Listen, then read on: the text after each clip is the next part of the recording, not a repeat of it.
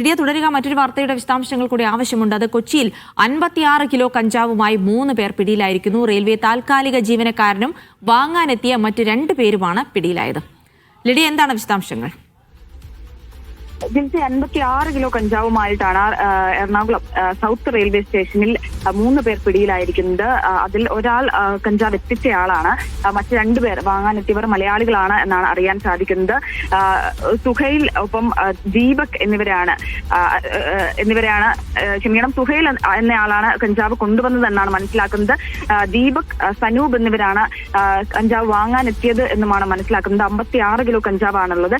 ടാറ്റാനഗർ എക്സ്പ്രസിലാണ് കഞ്ചാവ് കടത്തിയത് എന്നാണ് പോലീസ് പറയുന്നത്. അതിൽ കൂടുതൽ അന്വേഷണവും കാര്യങ്ങളും നടക്കുകയാണ്. ഈ ലഗേജ് കൊണ്ടുവരുന്ന ബോഗികളിലായാണ് ഈ കഞ്ചാവ് കടത്തിയത് എന്നാണ് പ്രാഥമികമായിട്ടുള്ള നിഗമനം. എന്നാലും ഇന്ന് പുലർച്ചെ ആണ് ഇവർ പിടിയിലാകുന്നത്. 2 പേർ മലയാളികളായിട്ടുള്ള 2 പേർ വാങ്ങാനെത്തിയവരും ബാക്കി ഒരാൾ, അതായത് സുഹൈൽ എന്നയാൾ കടത്തിയ ആളുമാണ് എന്നാണ് അറിയാൻ സാധിക്കുന്നത്. ശരി, ലിഡിയ ജേക്കബ് ആണ് വിവരങ്ങൾ നൽകിയത്.